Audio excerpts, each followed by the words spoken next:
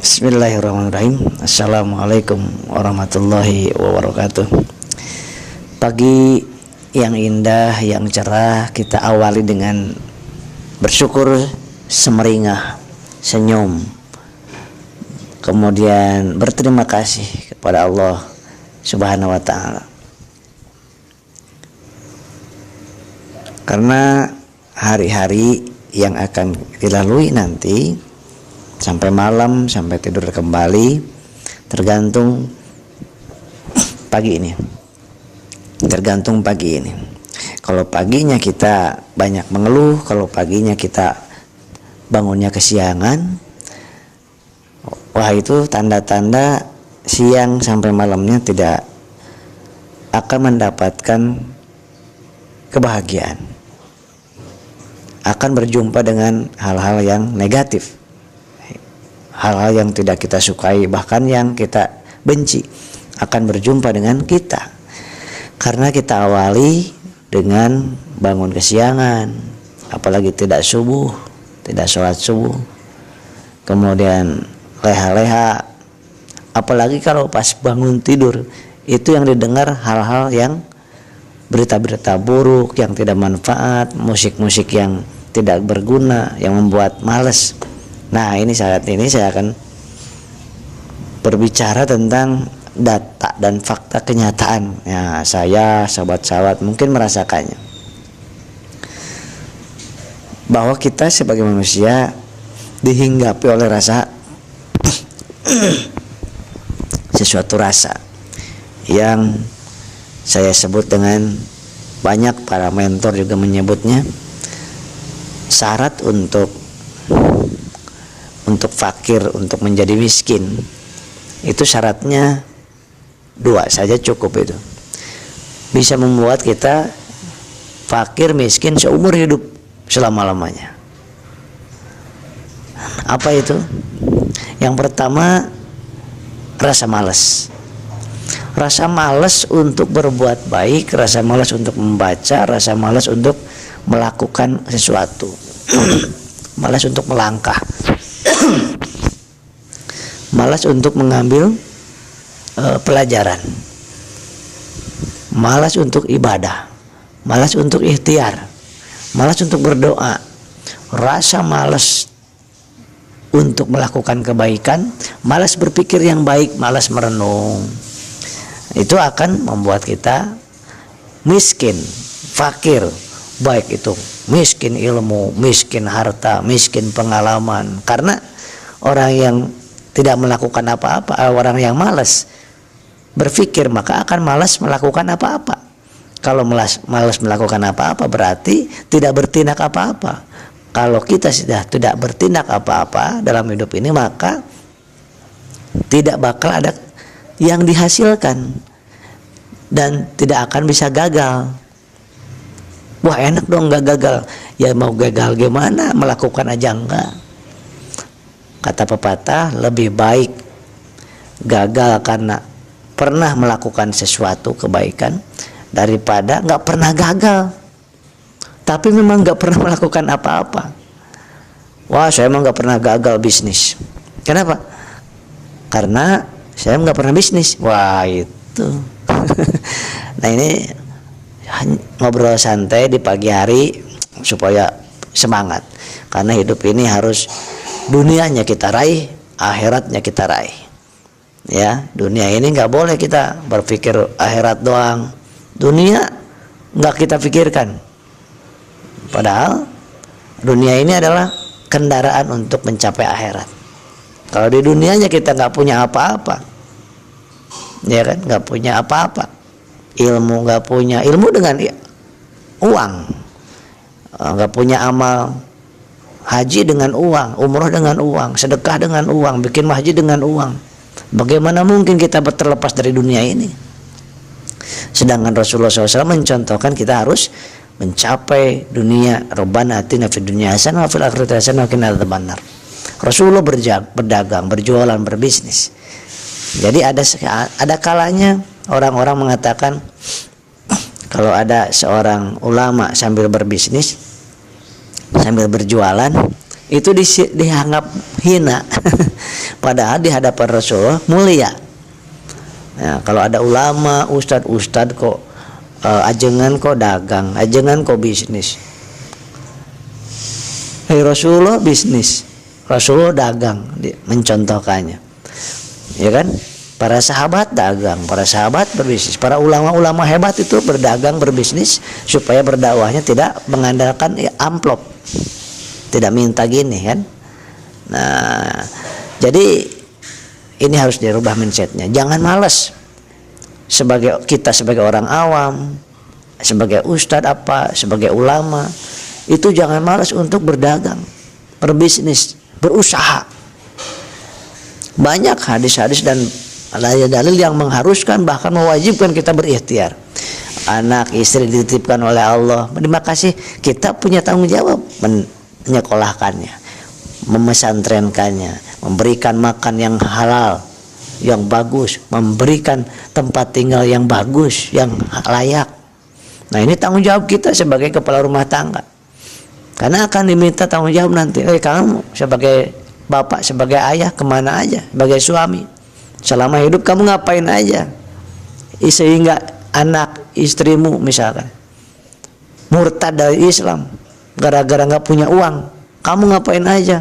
Oh, saya sujud terus ya Allah. Wah, itu gimana ceritanya? Lah, anakmu itu murtad gara-gara nggak punya uang, kamu nggak sekolahin karena nggak punya uang. Istrimu nggak kamu ngajiin, nggak kamu berikan nafkah yang betul, maka dia mencari sesuatu uang dengan cara yang haram. Karena kamu nggak kasih pemahaman, nggak kasih uang, nggak kasih kebutuhan sehari-harinya, pakaian nggak ada karena nggak ada uang. Maka Rasulullah SAW itu mencontohkan semangat untuk berjuang, untuk mencari nafkahnya, mencari rezekinya, menjemput rezekinya. Itu semangatnya dahsyat Rasulullah SAW. Bukan cuma dari kampung ke kampung jualannya Rasulullah, tapi dari negara ke negara. Masya Allah, antar negara sahabat, tidak main-main Rasulullah, nggak tanggung-tanggung. Rasulullah mencontohkan sangat dahsyat. Masalah pemimpin Rasulullah mencontohkan sangat dahsyat. Masalah berdagang, berbisnis, contohnya Rasulullah sangat dahsyat. Masalah kelembutan Rasulullah sangat dahsyat.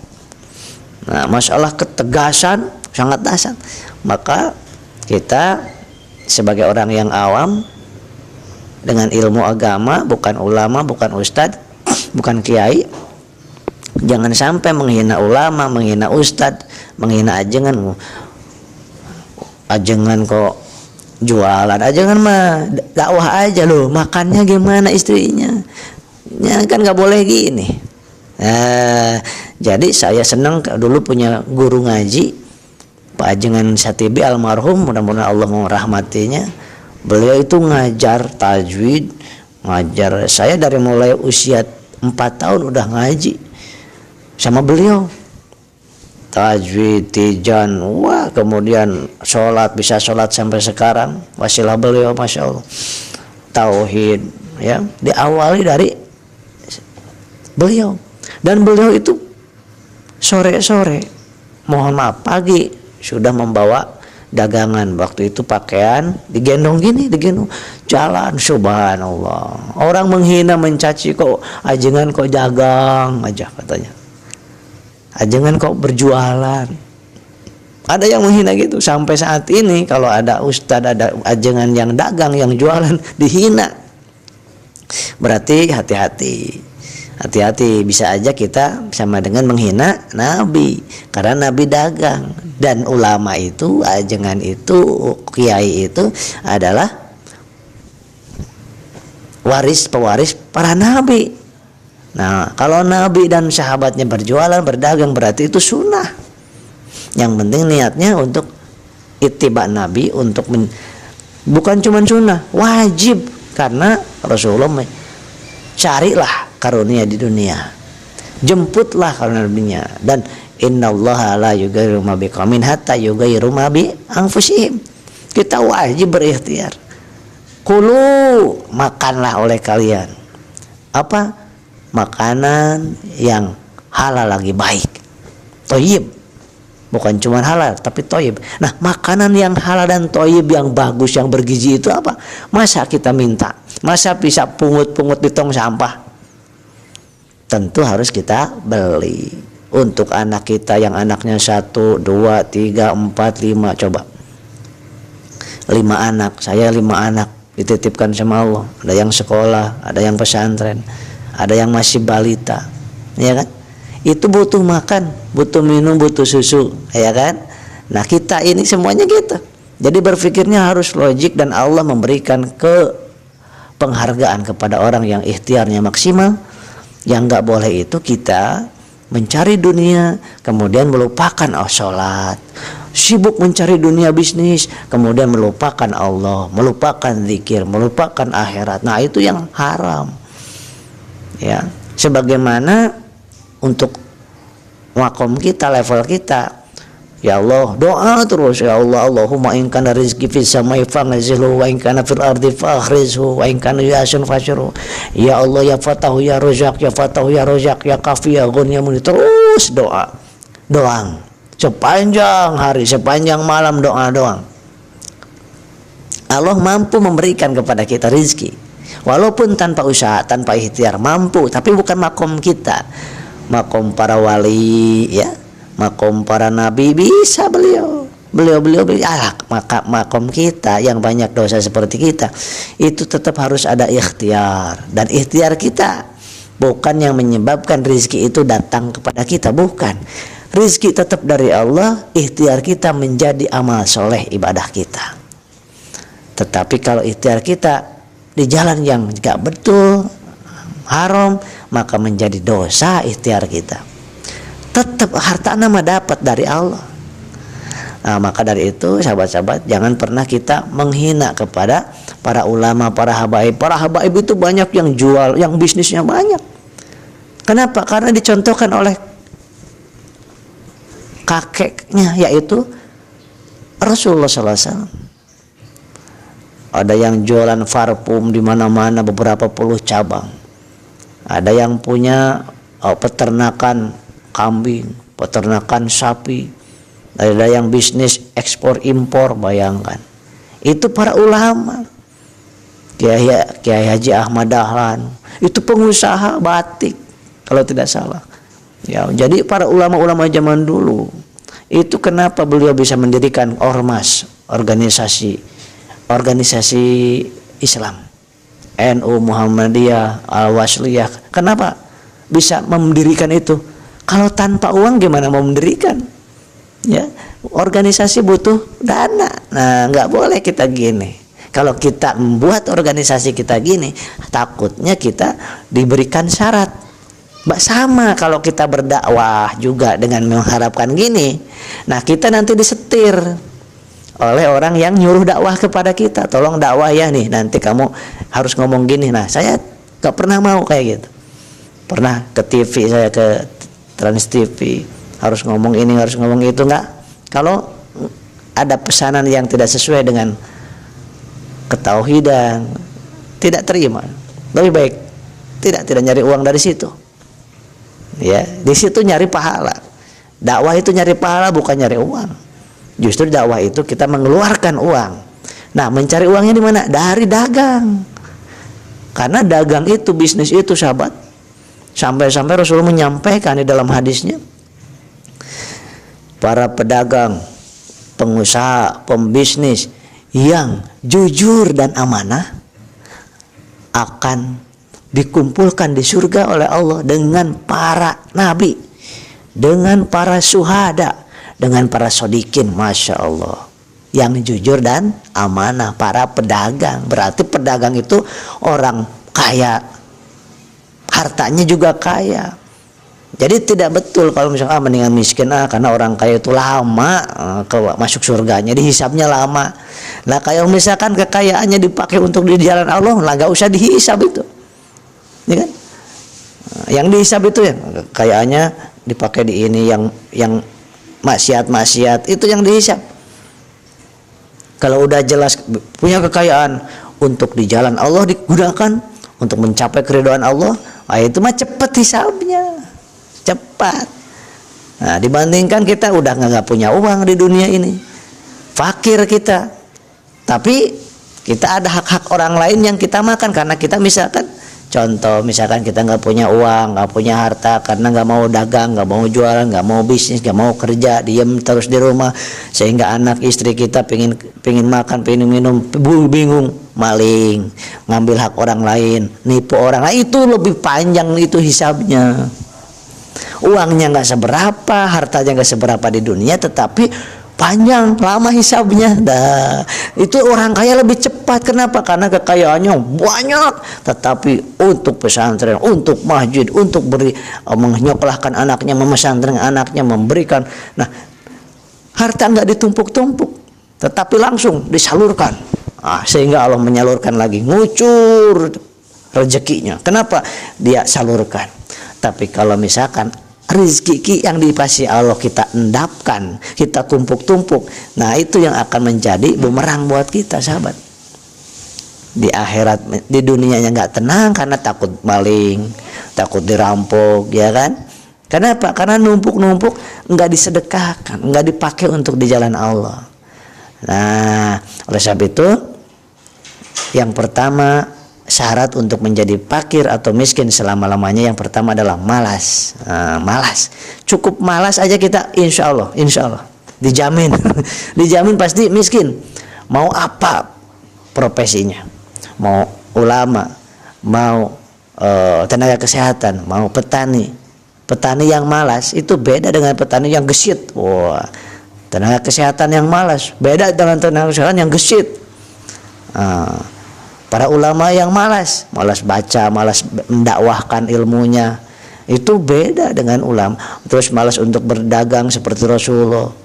Ada bisnis, alergi dengan bisnis, alergi dengan dagang, padahal butuh uang. Ngomongin uang alergi, tapi dia butuh uang. Bagaimana mungkin? Itu takutnya kita termasuk orang yang dikatakan sama Allah munafik. Kita butuh tapi kita alergi. Nah, kalau dalam itu kan dicontohkan sama Rasul dan disuruh, berilah kita sebagai suami, misalkan kewajiban suami kepada istri apa? Berikan dia makan dan minum dan pakaian seperti yang kamu makan dan minum dan kamu pakai. Tuh, ini kita pakai ini. Misalkan harga 100.000, istri juga harus dibelikannya nggak jauh-jauh. Jangan kita 100.000 beli baju, beli celana, beli baju jas harga 1 juta. Lah, istri diberikan yang murah meriah, yang loak-loak. Nah, itu Rasulullah nggak suka. Karena berikan kepada istrimu atau berikan kepada istrimu makanan dan pakaian yang kamu pakai, yang kamu makan. Kamu makan daging, istri perlu dikasih juga. Jangan kita suami makan daging, istri makan ikan cuek doang. Kecuali istrinya nggak suka daging, ya kan? Itu suruhan Rasul. Yang kedua, berikan tempat tinggal yang layak. Nggak harus mewah, yang layak semampu kita. Tapi jangan kita mampu tapi pura-pura nggak mampu. Mampu kerja keras tapi kita nggak kerja, malas tadi. Jadi kalau kita orang yang malas, tentu tidak akan ada perubahan. Berpikir aja nggak mau, malas berpikir, malas mikir saya. Kalau berpikirnya malas, maka tidak ada impian, tidak ada keinginan. Kalau tidak ada impian, tidak ada keinginan dalam hidup ini, maka tidak akan ada rencana. Nah, kalau tidak ada rencana dalam hidup ini, maka sesungguhnya kita sudah menjadi mayat. Nah, sudah menjadi mayat, tapi kita masih bergerak. Kalau kita sudah tidak punya impian dalam hidup, gak punya harapan, gak punya rencana, itu kita udah menjadi mayat hidup. Nah, berarti kalau kita tidak punya impian, tidak punya keinginan dan harapan, pasti kita tidak bisa melakukan apapun, tidak ada tindakan apapun. Ada ngasih peluang usaha, peluang kerja, peluang bisnis, ditolak, males Itu orang itu juga gagal. Yang dilihat orang yang gagal, padahal yang sukses banyak. Jualan apa aja ada yang dagang, ada yang gagal, ada yang sukses. Mau bisnis apa aja mana ada yang semuanya yang sukses mana? Sekolah sukses semua enggak? Enggak. Ada yang IP-nya tinggi, ada yang rendah. Ada yang lulus, ada yang enggak. Betul enggak? Bahkan baru kelas 4 SD udah keluar dia. Apa SD-nya mau disalahin? Kampus terkemuka di Indonesia, hebat, ternama, alma maternya. Apakah semua itu lulus? Tidak, ada yang DO. Ada yang mengundurkan diri, aduh saya nggak sanggup saya. Karena main terus selama kuliahnya, orang lain belajar dia main. Orang lain belajar dia malah kemana-mana. Akhirnya apa? Baru semester 4 udah di DO. Berarti kita kalau ada yang di DO 5 orang, 10 orang misalkan, ada yang di DO, ada yang gak lulus, ada yang IPN-nya ngedrop terus, gak naik-naik, harusnya 4 tahun jadi 9 tahun untuk kuliah. Nah, ya terus kita melihat orang yang gagal itu, terus kita mengatakan, wow universitas itu jelek itu. Apa gitu? Tidak. Yang kita salahkan jangan universitasnya, yang kita salahkan jangan jualan baksonya, jualan mie ayamnya, kemudian bisnis ininya, jangan. Yang kita salahkan, oh kenapa dia gagal? Karena dia berhenti sebelum sukses. Kenapa dia gagal? Karena malas untuk melakukan. Orang lain udah, saya pernah jualan apa namanya itu? Nasi bakar. Saya pernah jualan spaghetti didorong pakai gerobak. Saya pernah jualan es kelapa. Ya kan? Nah, coba kalau misalkan saya jual es kelapa, orang lain kok berhasil tuh jualan es kelapa, saya mau ikutan deh, ikutan jualan es kelapa saya di pinggir jalan tuh ya. Kemudian ternyata kok gak ada yang beli ini, baru 5 hari jualan saya udah memutuskan ini emang gak ada yang beli, mungkin gak enak es kelapa saya, mungkin orang udah gak mau lagi minum es kelapa. Akhirnya saya memutuskan untuk udahlah, saya gak lagi jual es kelapa. 5 hari, baru 5 hari nggak lagi jualan. Terus kita katakan, ada teman saya misalkan, Chef, kenapa nggak jualan es kelapa lagi? Bisnis es kelapa jelek, bisnis es kelapa kurang bagus, bisnis es kelapa bisa bangkrut. Padahal kitanya yang tidak bisa, kitanya yang tidak sabar. Harusnya kenapa kok ini? Oh, tempatnya kurang geser, terhalangi oleh ini gitu. Kenapa? Oh, ternyata pas dirasain kurang manis, kita manisin. Oh, ternyata kenapa orang lain kok banyak yang berhasil jualan es kelapa, kok saya tidak? Oh, ternyata orang lain mah ditambahin susu lagi misalkan. Tuh gitu. Jangan disalahin semua bisnis es kelapa jelek. Wah, padahal kitanya yang gagal. Sekolah di sini jelek. Jangan. Bisnis ini jelek. Jangan, kitanya. Kenapa sebabnya? Karena ada beberapa yang gagal.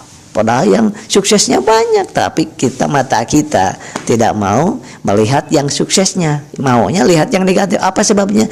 Karena syarat yang kedua untuk syarat yang pertama tadi kan untuk miskin dan fakir itu yang pertama malas.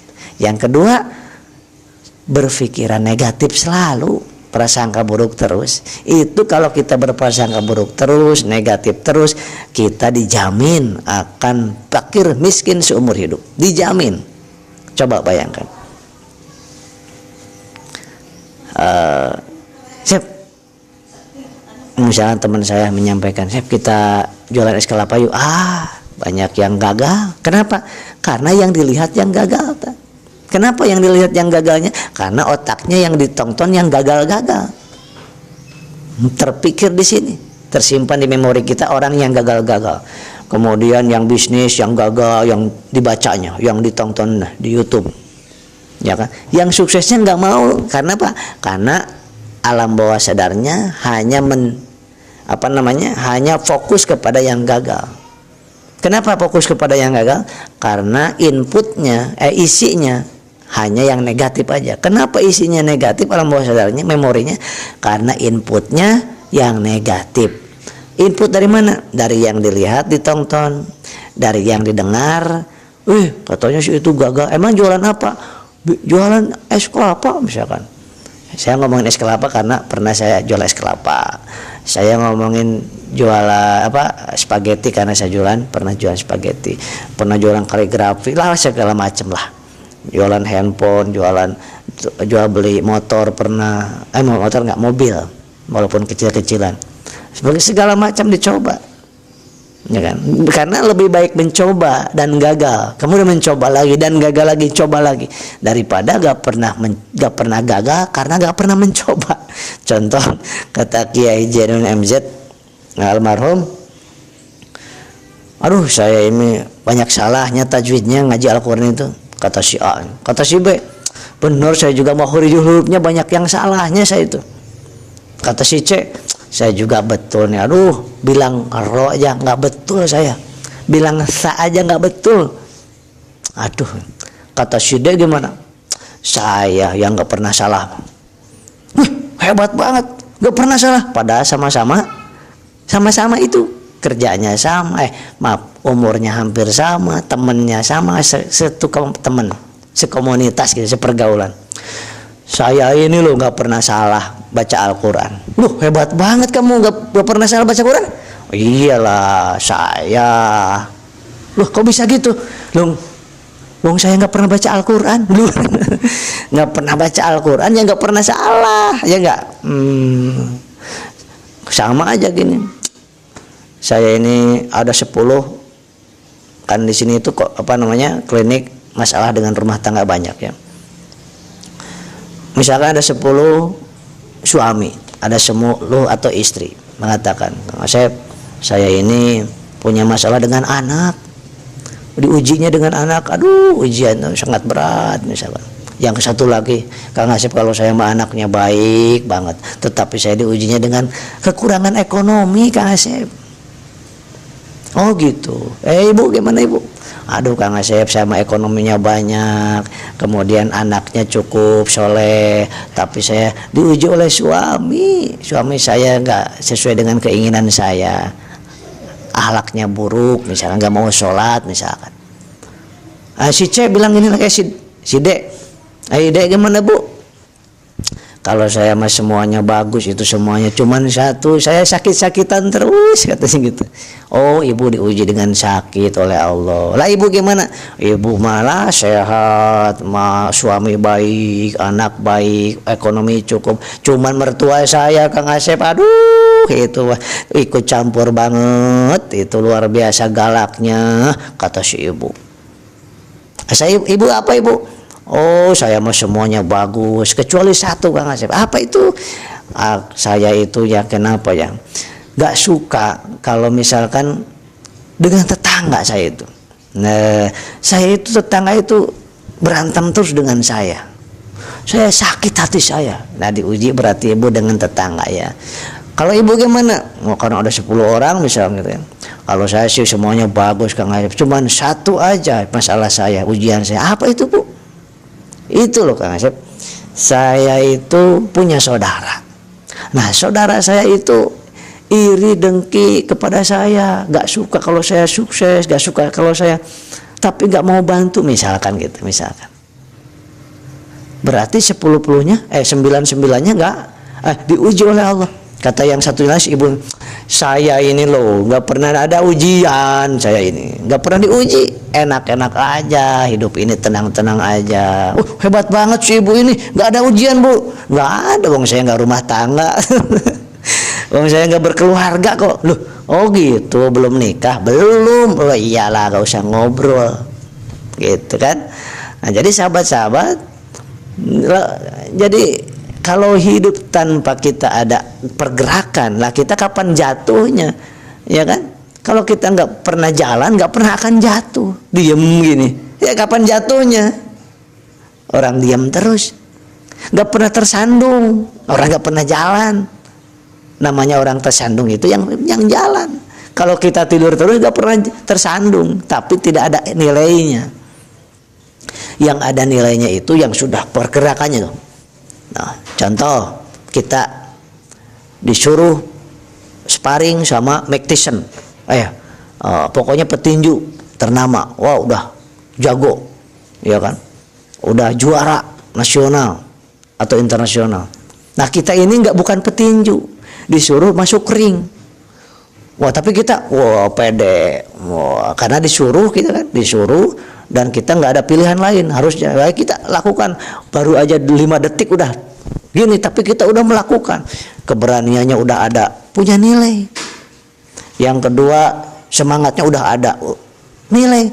PD-nya ada, udah punya nilai itu. Wah, hebat ini, anak kecil ini mau melawan orang besar ini, luar biasa ini, nggak mundur selangkah pun. Wah, PD, yakin ke Allah kan, karena nggak ada pilihan lain.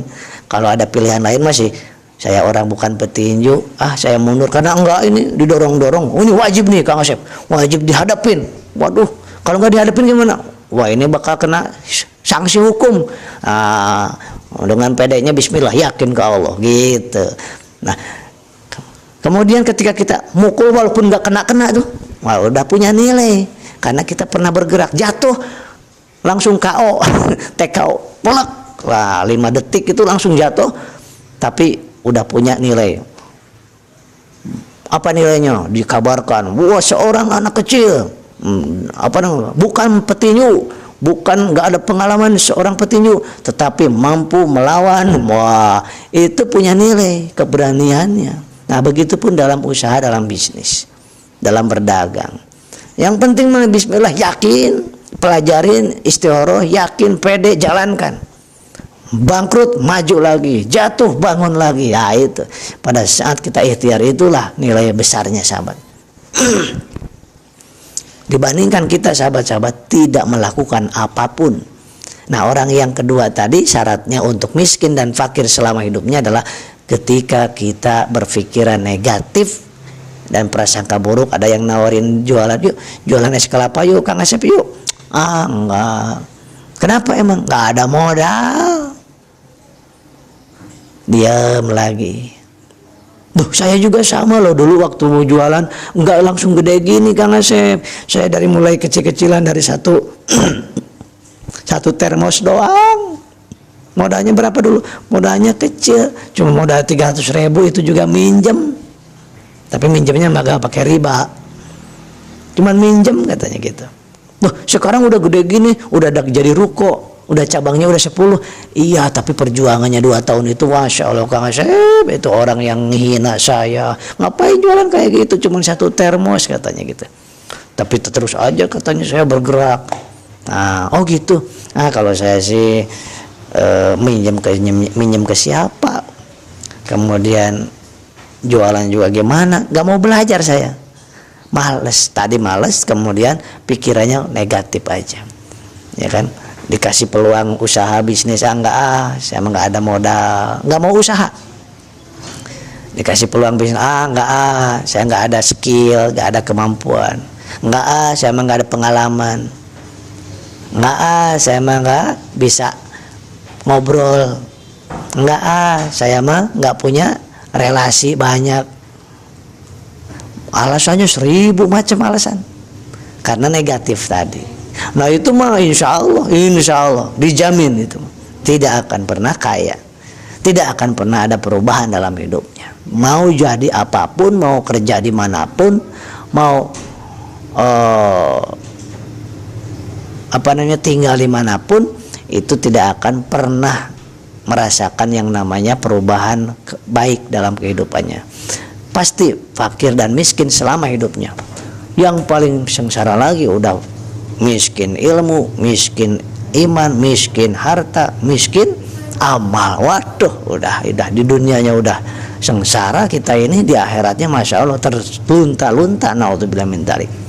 Maka kita niatkan bismillah, ya Allah, saya kan berdoa Rabbana atina fid dunya hasanah wa fil akhirati hasanah. Bahagiakan hamba di dunia, bahagiakan hamba di akhirat, jauhkan hamba dari siksa api neraka. Kita minta ke Allah seperti itu kan.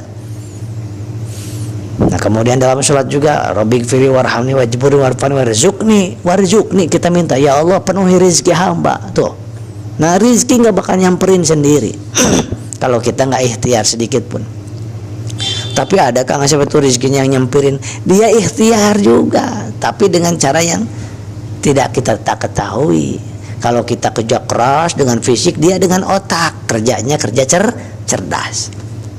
Ada lagi tapi yang ilmunya lebih tinggi, para waliullah itu nggak pakai kerja keras, fisiknya diam aja, ngajar ngaji, ngajar tauhid, zikir, nggak berpikir bisnis juga, nggak terlalu berpikir, tapi dia bekerja ikhlas karena sudah dekat sama Allah dan Allah menghendaki.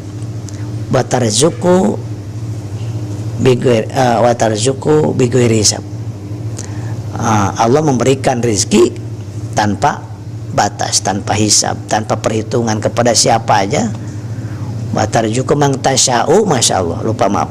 Wa tarzuqu man tasya'u bighairi hisab. Allah memberikan rezeki kepada siapa saja yang Allah kehendaki tanpa hitung-hitungan. Itu bukan level kita. Kita mau tetap harus kerja keras, fisik kita harus kerja cerdas, otak kita harus bekerja. Apa yang dikerjakan? Baca, menonton orang-orang yang sukses, bertemu dengan orang-orang yang sukses. Ini caranya nih, cara merubah tadi yang. Kalau kita sedang kesulitan masa pandemik ini, apalagi ya, ingin berubah menjadi seperti orang-orang ya, maka kita caranya satu, mulai dari sekarang.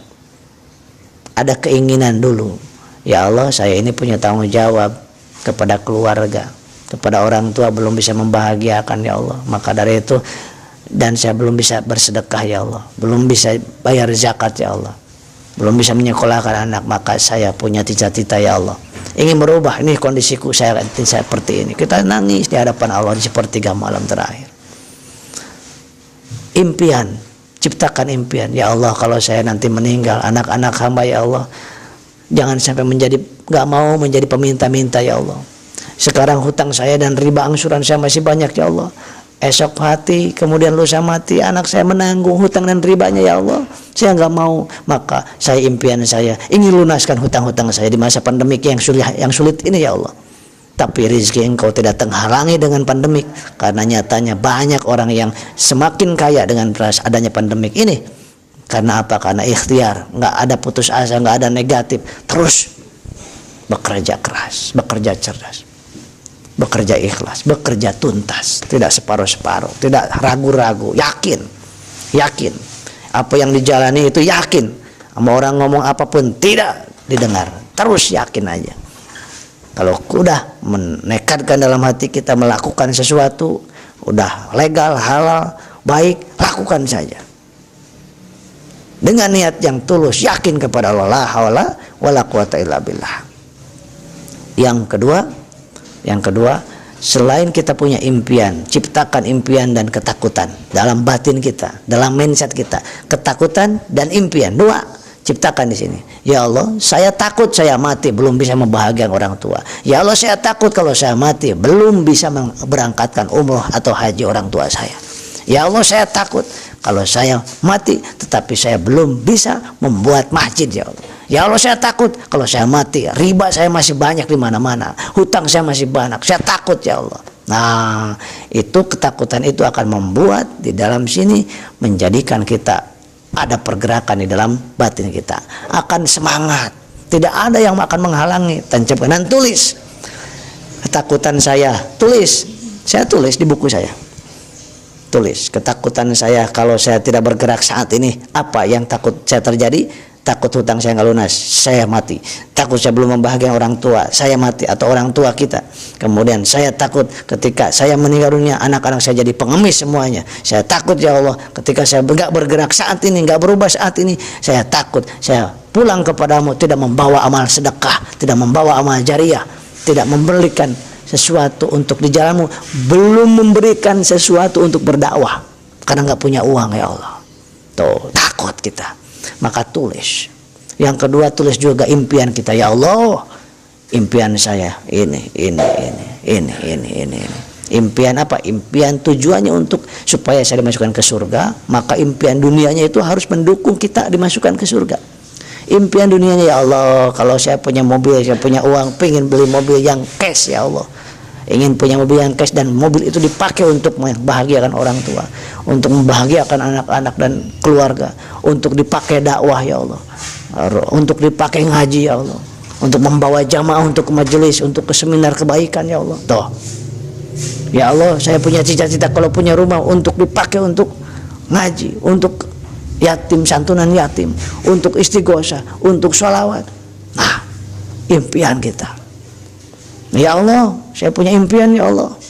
Ingin anak-anak saya itu pendidikannya, akhlaknya, agamanya lebih tinggi daripada saya ya Allah. Nah, impian. Catat. Ya Allah, saya ingin sedekah per bulan sekian puluh juta. Catat. Ya Allah, saya punya impian ya Allah.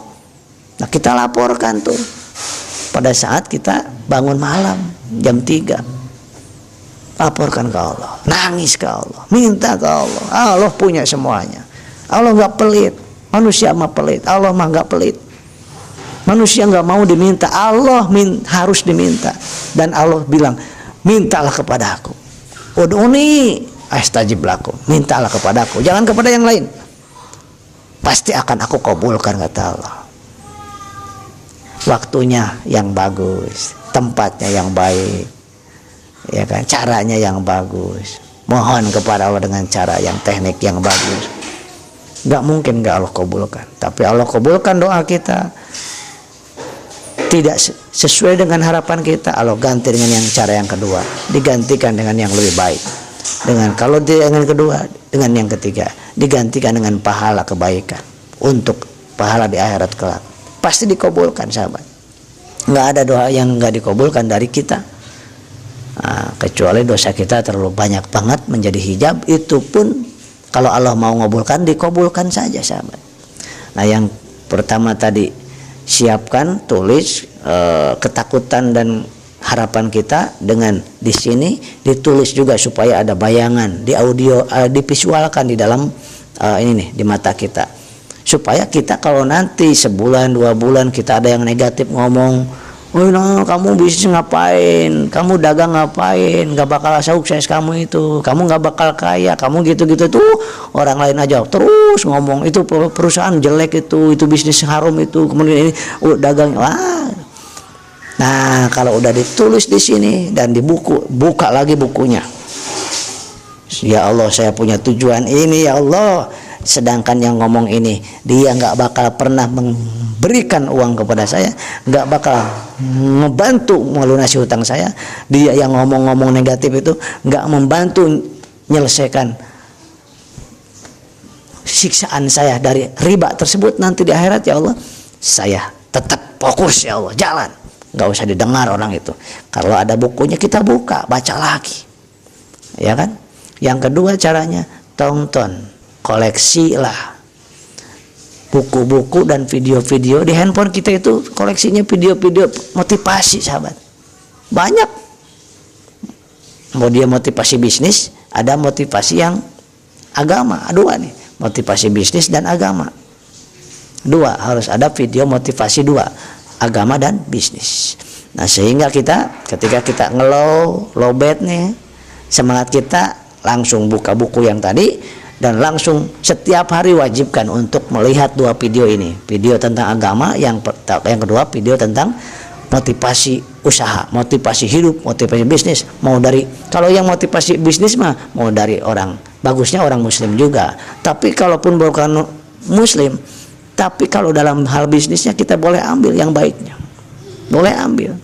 Bahkan dalam berbisnis bisa dengan orang bukan muslim juga, boleh kita bekerja sama. Rasulullah juga sama seperti itu. Nah, yang kedua, yang ketiga caranya bergaulnya.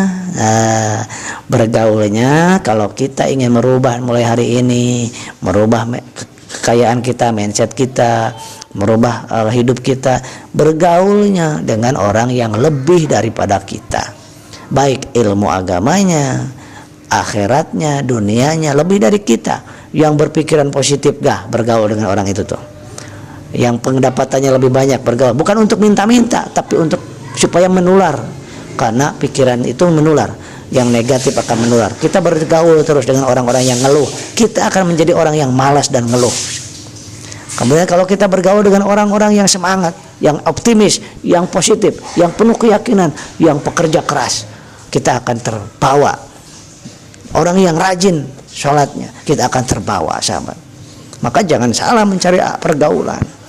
Kalau bisa orang-orang yang bagus. Nah, adapun kita bergaul dengan orang yang lebih yang kurang daripada kita, kurang imannya, kurang ilmunya, semangatnya kurang, ngeluh melulu. Bolehkah kita bergaul dengan orang seperti itu?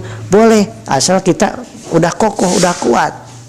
Kita mewarnai mereka, bergaul dengan mereka, dia ikut semangat.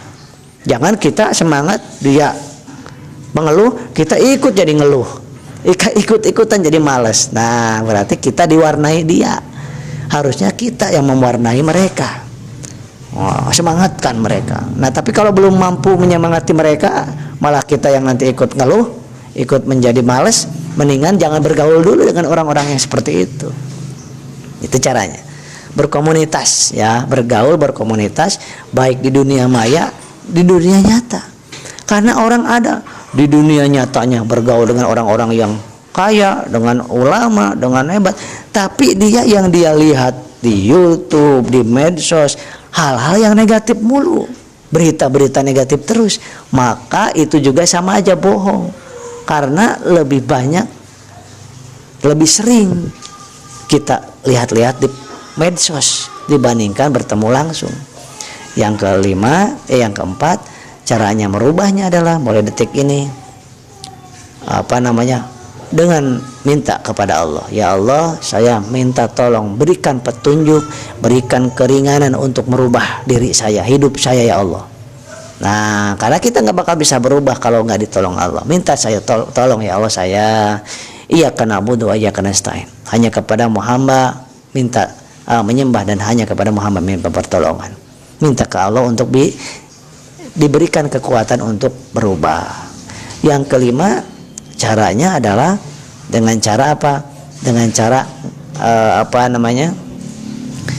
kalau ada yang memberikan peluang dagang, bisnis, kerja, apapun, yang penting halal, legal, faktanya udah banyak, modalnya terjangkau oleh kita, hasilnya cukup untuk melunasi hutang-hutang kita dan cukup untuk membeli impian kita, lakukan, ambil peluang itu.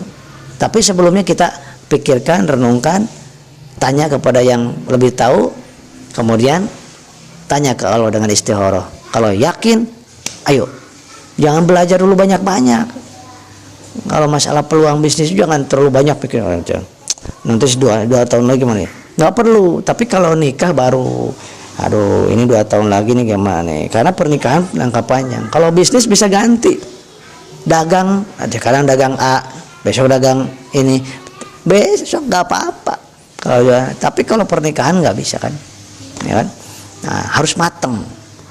Tapi kalau bisnis, dagang, yang penting halal, legal, jelas. Kemudian data dan fakta yang sudah banyak, yang bukti yang berhasil. Kemudian yang gagal pasti ada. Oknum jelek pasti ada. Dimanapun, profesi apapun ada oknumnya. Jangan salah. Jadi kalau Anda tergantung, Anda nyari di Google nih, tentang apa aja, tentang siapa aja, profesi apa aja, institusi apa aja, coba cari yang negatifnya. Ada aja. Ada aja yang negatif. Kalau kita yang dicari yang negatifnya, yang dicari yang positifnya ada banyak juga. Nah, jadi kita kalau sesuatu itu 80% positif yang ada di internet, 20% negatif, tapi lihat dulu sumbernya, sumber beritanya, infonya dari mana. Nah, Yusuf sedang belajar juga ya. Gini, sahabat. Jadi kita yang kelima apa tadi? Yang kelima itu adalah kalau ada yang memberikan peluang, yakinlah itu adalah suruhan, utusan dari Allah. Kalau misalkan bagus peluangnya. Tapi kalau ngajak maling yuk, jangan, langsung tolak, bukan dari Allah, itu dari setan. Tapi kalau ngajaknya masih baik, kemudian kita teliti, jangan lama-lama, langsung tekadkan, bismillah ya Allah. Nggak punya modal, ini modal nih, dengkul nih, dengkul kita mau dijual berapa? 1 miliar, mau? nggak punya dengkul tapi dapat uang 1 miliar mau? Nggak mau kita. Ini modal nih, dengkul itu modal. Misalkan dihargai 1 miliar, udah 2 miliar dengkul kita tuh harganya. Modal apa lagi? Mata kita mau dijual berapa triliun? Mau 1 triliun dikasih tapi matanya dicongkel? Nggak mau kita. Ini modal berarti. Ini modal nih, telinga kita. Nih tangan nih modal, kaki modal kita. Masya Allah. Kata siapa kita nggak punya modal? Keberanian modal kita. Kemudian kejujuran itu juga modal kita dalam berbisnis, dalam berusaha. Kejujuran, keberanian. Kemudian impian itu modal terbesar kita. Keyakinan. Kemudian modal juga adalah sahabat, teman. Kemudian bicara, ini ada orang yang mohon maaf diuji dengan nggak bisa bicara. Kita masih bisa bicara, ini modal besar. Otak masih bisa berpikir, berakal. Wah, ini modal. Allah kasih ke kita modal untuk berpikir. Sekarang punya modal uang 1 miliar, tapi otaknya, akalnya udah di stop sama Allah, tidak bisa berpikir. Gimana kira-kira? Jadi modal itu bukan uang. Karena ada orang yang pengusaha-pengusaha yang ketemu dengan saya, yang milioner, triliuner bahkan, dia pertama buka usaha tanpa uang. Masya Allah. Kenapa? Karena dia yakin modal utama di dalam sebuah bisnis bukan uang, tapi kejujuran, kredibilitas, loyalitas, kemudian semangat, konsep, ide, gagasan. Tuh, itu modal tuh. Karena ada orang yang punya uang triliunan, gak punya konsep, gak punya ide, gak punya keberanian, dia simpen aja uangnya tuh. Dia sedang nyari itu. Dia sedang nyari orang-orang yang bisa dipercaya. Mitra bisnis, mitra usaha yang bisa dipercaya, itu yang punya uang nyari itu. Kita yang gak punya uang juga nyari kan? Nyari orang-orang yang punya uang tapi bingung mau ngapain nih uang saya. Banyak sahabat. Banyak orang yang sebenarnya ya, tapi karena kita jarang bergaul, jarang tanya-tanya, ya, ada ternyata orang-orang yang diam-diam uangnya banyak, asetnya banyak, tapi bingung mau diapain, bisnis apa, gak punya pengalaman, tak mau percaya ke orang, takut ditipu. Nah ini dia. Maka jadilah kita orang yang jujur dan amanah, sehingga orang lain itu yakin bahwa kita bisa menjadi partner dan mitranya. Tuh, itu lebih dari triliunan tuh kepercayaan itu. Modal kita misalnya cuma 3 juta, modal usaha kecil itu dibandingkan kalau kita punya uang 1 miliar atau 100 juta, kemudian kita ingin bisnis dengan seseorang, tapi orang itu udah nggak percaya kepada kita. Ini saya punya modal, berapa Kang Asep modal Anda? Saya punya 100 juta atau 500 juta. Saya sudah tidak percaya lagi kepada Anda, Sep. Kenapa? Karena kamu berulang kali saya dengar kamu menilap uang orang. Karena Anda, saya tahu, kata orang-orang, saya dengar beritanya, Anda pernah menyembunyikan hak orang lain, pernah menipu orang. Walaupun saya tambahin deh modal saya ini 1 miliar, tetap saya nggak akan percaya kepadamu. Tambahin lagi deh nih jadi 5 miliar modal saya, supaya Anda mengajak bisnis kepada saya, tetap saya nggak mau. Kenapa? Modal utama berarti apa? Bukan uang.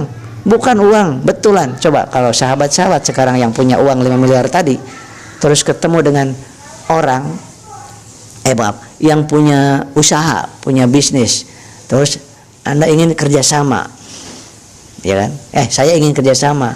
Sahabat yang punya usaha, tapi sahabat itu tahu bahwa saya ini pernah nipu orang, pernah ngambil hak orang lain, ya kan? Sahabat pasti nggak mau nerima saya walaupun saya bawa uang segepok. Itu kan? Karena apa? Karena untuk bisnis, untuk usaha nggak diperlukan uang lagi nantinya. Kemudian yang diperlukan apa? Yang diperlukan adalah yang diperlukan adalah apa? Persahabatan, kepercayaan, seperti itu.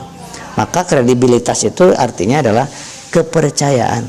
Makanya Rasulullah digelarin Al-Amin, orang yang dapat dipercaya, orang yang terpercaya. Maka nggak sedikit orang-orang kafir Quraisy waktu itu yang punya uang banyak menitipkan dagangannya ke Rasul. Wahai Muhammad, nitip ya dagangan saya nih, dititipin ke Rasul. Karena Rasul itu betul-betul menjaga kredibilitasnya, amanahnya.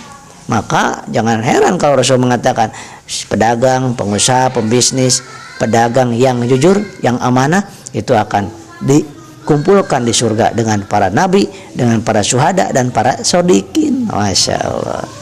Nah, sahabat-sahabat yang dimuliakan oleh Allah Subhanahu wa taala, oleh sebab itu 5 hal ini ayo kita jadikan sebagai renungan kita dan langsung action. Di masa pandemik ini jangan mengeluh. Mengeluh ke siapa kita? Mengeluh ke siapa? Ya, hutang kita ketika ngeluh ke siapa yang bayar? Nggak ada kan? Kita ngeluhnya ke Allah saja dan kita action aja. Jualan yang bisa apa? Ini kemarin Yusuf ini mau jualan apa kemarin Yusuf? Udah siap-siap. Kemarin apa? Makanan sama minuman. Makanan sama minuman di depan rumah. Ini keinginan sendiri. Oh, udah pada siapin plastik. Hujan. Nggak jadi tapi tapi keberanian dan keinginannya udah ada kan di mindsetnya. Itulah. Masa kita kalah sama anak yang Yusuf sama 5,5 tahun. Mindsetnya, keinginan aja kita misalkan nggak ada. Saya nggak ada minat untuk jualan itu. Bisnis, alah apalagi bisnis nggak ada minat. Kerja, alah itunya si kita yang susah, direktur yang enak. Bisnis direct selling, wadah yang di atas yang enak, yang bawah yang ini. Capek. Akhirnya apa? Diem aja di rumah ngelamun, ngopi, makan masih, ngopi masih, tapi nggak mau berikhtiar, nggak mau bekerja, nggak mau jualan, nggak mau bisnis, kerjanya luntang lantung. Malu lah kita sama anak kita, malu kita sama istri kita, malulah kita sama mertua kita, dan kita malu sama Allah. Maka ayo jadilah kita mudah-mudahan kita dijadikan oleh Allah orang yang bersyukur untuk mengundang rezeki yang banyak, yang berkah, yang melimpah dengan bersyukur. Cara untuk mengundang kemiskinan, kefakiran dengan mengeluh. Cara untuk mengundang penderitaan dengan mengeluh. Semakin mengeluh, semakin menderita. Dijamin, coba aja. Semakin kita mengeluh, semakin kita menderita. Semakin kecewa kita, kalau semakin bergantung kepada makhluk semakin kecewa. Semakin kita berharap kepada makhluk bukan kepada Allah, semakin menderita, kecewa, sakit hati, putus asa. Ya, kalau bergantung berharap penilaian, penghargaan dari manusia. Nah, insya Allah sahabat, mudah-mudahan kita dijadikan orang-orang yang satu, dihilangkan rasa malasnya untuk berbuat kebaikan. Kita lebih semangat lagi. Yang kedua, kita berpikir positif, berperasaan positif. Positive thinking nggak cukup, tapi feeling, positive feeling, berperasaan positif itu jauh lebih penting dibandingkan positive thinking. Karena ini cuma pikiran, tapi perasaan itu akan merubah segalanya. Ana indal dzanni abdi bi. Aku bagaimana prasangka. Prasangka itu bukan di akal, tapi di hati, di perasaan.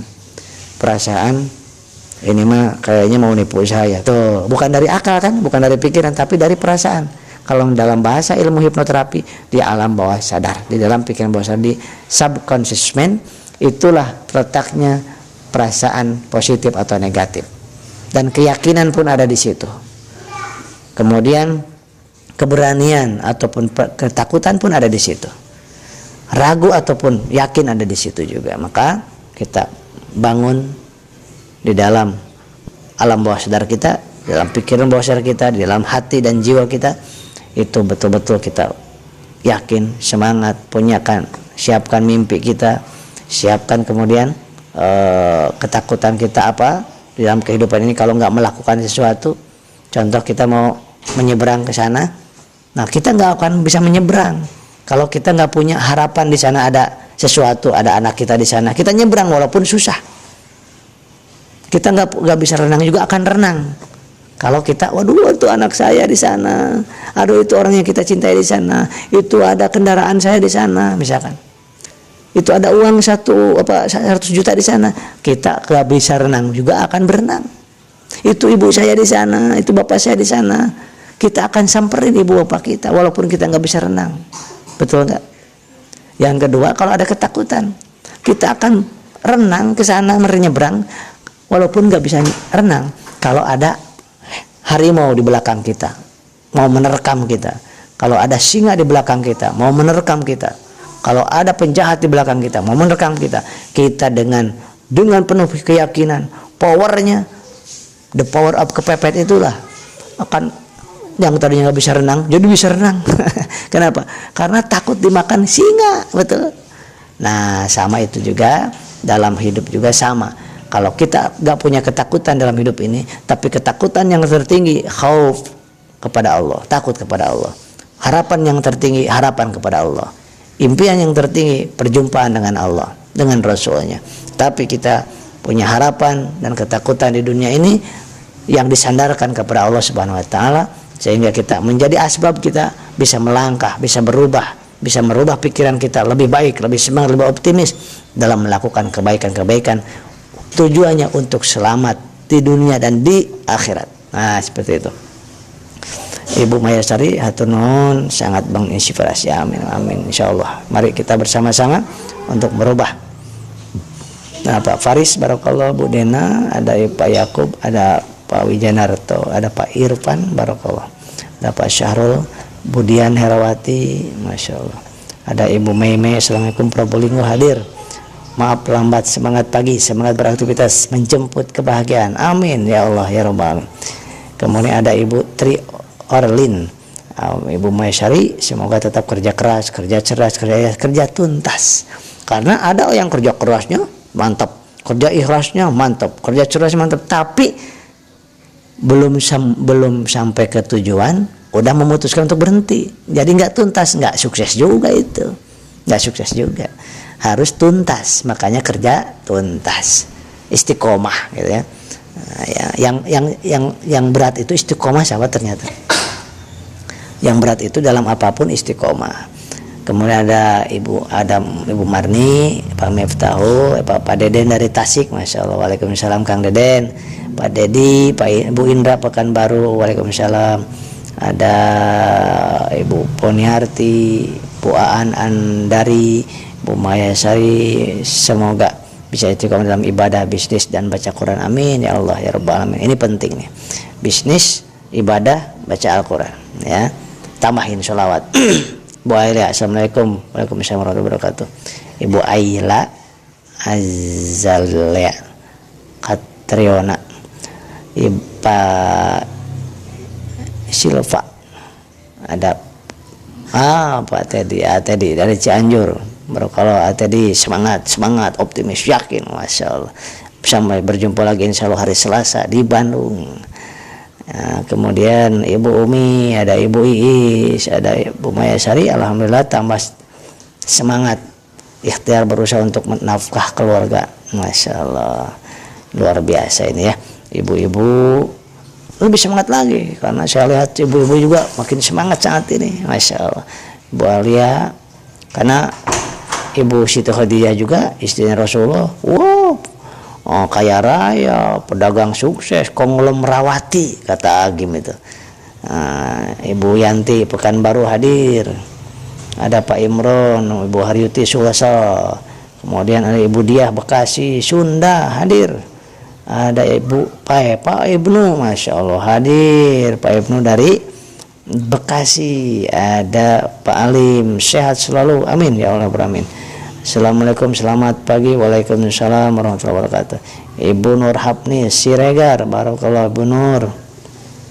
Ibu Nur Hapni, Pak Dodomi Taliabu, Pak Majzul Moko-Moko. Oh dari Moko-Moko, di mana ya Moko-Moko? Ibu Nok Solihah, assalamualaikum, semangat pagi. Ini Bu Nok ini kalau tidak salah dari Banten ya, Serang. Nah, beliau juga pengusaha nih, pembisnis nih, bisnis banyak nih sekarang di sini pembisnis. Nah, Ibu Mawasari juga pembisnis. Assalamualaikum Cianjur, oh Cianjur, Bu Mawasari, wilujeng enjing, hatur nuhun elmuna, wilujeng enjing, oke. Bu Siti Juwaria, ini juga pembisnis juga nih, Masya Allah mantap. Ibu-ibu banyak yang bisnis nih ya. Ya, kemudian ada Kang Dirman. Assalamualaikum, alhamdulillah Kuningan Jawa Barat hadir, Masya Allah. Ini juga pembisnis nih kayaknya nih Kang Dirman. Nah, sahabat-sahabat, Kemudian di bawahnya ada Mbak Siti Sobariah. Nah ini luar biasa nih, suami istri pebisnis, dan istrinya ini Bu Siti ini, Mbak Siti Sobariah, kerja sambil bisnis. Masya Allah, insya Allah menjadi konglomerawati seperti Siti Khadijah, Mbak Siti ya. Insya Allah di tahun ini semuanya tercapai yang di situ. Ayo Pak Dayang, Bu Dayang apa Pak Dayang, assalamualaikum. Waalaikumsalam. Bu Aan, assalamualaikum Pak Asep. Waalaikumsalam. Barakallahu Bu Aan. Ini Bu Aan yang ini ya, RB ya, bukan? Nggak kelihatan fotonya. Bu Aan ini juga pembisnis, masya Allah, luar biasa. Ibu Rina, baik sahabat, itu yang bisa saya sampaikan, mudah-mudahan bermanfaat. Ini sekedar obrolan santai aja, ya, obrolan santai. Ya, yang penting harus berdagang, harus berbisnis, kerja sambil bisnis, kerja sambil jualan. Wah, masya Allah. Kenapa? Karena kita nggak selamanya kita bisa kerja. Orang banyak yang di PHK sekarang. Untungnya orang yang selama ini kerja sambil bisnis, begitu di PHK adem ayem gini, senyum dia. Saya mas tenang-tenang aja Kang Asep. Kenapa? Saya udah setahun yang lalu sambil bisnis katanya. Makanya sekarang tinggal panen. Begitu di PHK orang lain kesusahan, dia mau panen dari ngerintis bisnisnya. Karena apa? Jangan sampai kita membuka bisnis, memulai bisnis kalau kita sudah di PHK. Kita sudah nggak punya uang, udah nggak sakit-sakitan, udah di PHK, kita baru memulai bisnis dan ingin cepat dapat hasil. Masya Allah, enak banget. Bisnis itu, usaha itu butuh proses. Ya, nggak instan. Kita langsung sekarang ngemodal, usaha sekarang, besok harus panen, nggak bisa. Maka biar bisnisnya, mulailah dagang, mulai usaha, mulailah berwirausaha saat kita masih punya uang, saat kita masih sehat, saat kita masih kerja. Yang masih kerja sekarang mulai bisnis, karena Anda nggak bakal sampai, belum tentu 10 tahun lagi Anda masih kerja, belum tentu masih dipakai 10 tahun lagi. Maka dari sekarang mulai, yang belum, yang jadi ASN, maka banyak yang bisnis sambil jadi PNS. Kerja kita, apakah ASN atau swasta, itu pengabdian. Saya sebagai tenaga kesehatan, sebagai pelayanan kepada umat, sebagai pelayanan kepada umat. Sedangkan nyari uang kita bukan di situ. Harus bisnis kita, harus dagang kita. Uangnya harus dari dagang. Kalau kita kerja di bidang apapun, itu pelayanan kepada umat untuk mencari pahala banyaknya. Walaupun dapat uang nggak apa-apa, bonus itu dari situ. Cuma jangan ngandelin dari situ, harus bisnis. Nyari uang itu harus bisnis. Karena bisnis dan dagang itu harus mendapatkan dua, pahala dan harta. Nah, tapi kalau kita kerja, ngandelin kerja doang, masya Allah, itu nyari pahalanya, ikhlasnya akan susah. Gitu. Kenapa? Karena kekurangan terus.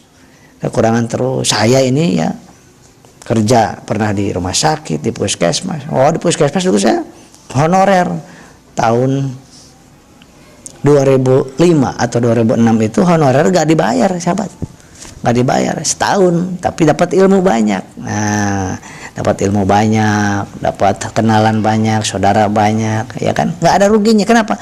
Yang dicari bukan uangnya, yang dicari pahala. Nah, sahabat, insya Allah sahabat-sahabat semangat. Ibu Aan ERB kan, takut salah nih. Bu Aan juga ini seorang pengusaha wanita di PTBS. Nah, sama dengan Ibu Siti Sobariah, banyak sekali tadi pengusaha-pengusaha ya. Udah dapat motor juga. Nah, kan udah dapat motor 20 juta, dapat mobil yuk. Sebentar lagi Pajero, masya Allah, luar biasa. Nah, silakan bisnis apa ada, dagang apa aja, jualan apa aja, silakan ya. Tetapkan, tentukan, yang penting jangan mengandalkan di satu keran. Karena satu keran mampet satu itu kita nggak bisa apa-apa. Minimal 2 keran, maksimalnya banyakin keran gitu loh ya. Jadi minimal 2 keran, kalau satu mampet masih ada yang satu. Itu satu di PHK, kita dari kerjaan, alhamdulillah ini keran yang satu masih ngalir. Begitu sahabat ya. Insya Allah kita berdoa kepada Allah, jangan lupa sholat duha, kemudian jangan lupa juga habis sholat duha kita sholawat sepanjang hari. Kita sholawat dalam kondisi apapun, dimanapun, sholawat Sallallahu Muhammad, Sallallahu Muhammad, Sallallahu Muhammad. Sudah hati aja, di hati dengan menggunakan tasbih digital. Tahu-tahu 1000 ya, tahu-tahu 4000, banyakin, silakan. Sahabat, insya Allah Allah berikan kita kesuksesan, kebahagiaan. Mudah-mudahan saya dan sahabat-sahabat diberikan istiqomah dalam apapun yang kita lakukan, menjadi nilai pahala, nilai dakwah di sisi Allah, nilai ibadah di sisi Allah Subhanahu wa taala. Dan mudah-mudahan Allah Subhanahu wa taala memberikan kepada kita ketentraman, ketenangan dalam rumah tangga kita, ketenangan, ketentraman dalam bermitra bisnis kita, dalam kerjaan kita, dalam aktivitas kita, ditenangkan, ditentramkan kita, dan dimudahkan untuk berbuat kebaikan, dan dinikmatkan dalam bersedekah, dalam bersujud kepada Allah Subhanahu wa taala. Dan mudah-mudahan kita diberikan kemampuan untuk mencari saudara sebanyak mungkin di dunia ini, orang-orang yang baik dan soleh, yang penuh dengan optimis dan keyakinan tentunya. Dan mudah-mudahan kita semuanya diberikan kekuatan dalam menjalani setiap ujian dari Allah dalam hidup ini. Karena hidup ini gak pernah akan berhenti ujiannya. Karena ujian salah satu kewajiban untuk kita. Karena kalau tidak diuji sama aja kita gak bakal lulus. Seperti orang kuliah sedang sekolah, kalau gak ikut ujian gak bakal lulus. Ada UTS, ada UAS, ada UAN, ya kan? Nah, dunia pun sama. Orang beriman pun sama. Ada UTS, ada UAN, ada yang ringan ujiannya, ada yang berat. Nanti yang paling berat adalah pada sakratul maut, itu ujian negaranya. Masya Allah. Wisudanya di mana? Nanti di surga. Apa gelarnya? Qalbun salim, orang yang bertakwa di surga, ahli surga. Di sana bersama rektornya siapa? Masya Allah, rektornya. Siapa bersama dengan sana? Mudah-mudahan bisa bersamakan dengan baginda Rasulullah, dengan para sahabat. Walaupun kita ada jauh dari itu, tapi kita gak apa-apa, mohon kepada Allah. Allah Maha Pemurah, Pengasih, Pengampun, dan pemberi kebahagiaan kepada kita, kesuksesan kepada kita. Budayang, terima kasih ilmunya, sangat memotivasi sekali. Alhamdulillah, barokallah, terima kasih sahabat. Mudah-mudahan Allah jaga diri kita, keluarga kita, orang tua kita, sahabat, teman, tetangga kita, semuanya kita doakan. Semua umat Rasulullah SAW mudah-mudahan diberikan keberkahan dalam hidupnya, dan kita semuanya diberikan istiqomah dalam saling menasihati dalam kebaikan, tanpa mencaci, memaki, mencela, menyakiti, tapi betul-betul kita dengan kasih sayang dakwahnya, dengan betul-betul kita solutif, dan mudah-mudahan Allah cinta, menyukai kepada kita. Walaupun manusia walaupun manusia ada yang nggak suka kepada kita, normal, wajar, ya wajar, normal. Yang benci kepada kita wajar, normal, seperti itu. Dan yang penting kita hanya bersandar penilaian, penghargaan dari Allah Azza wa Jalla. Terima kasih sahabat-sahabat, pagi ini sudah bersama-sama. Assalamualaikum warahmatullahi wabarakatuh.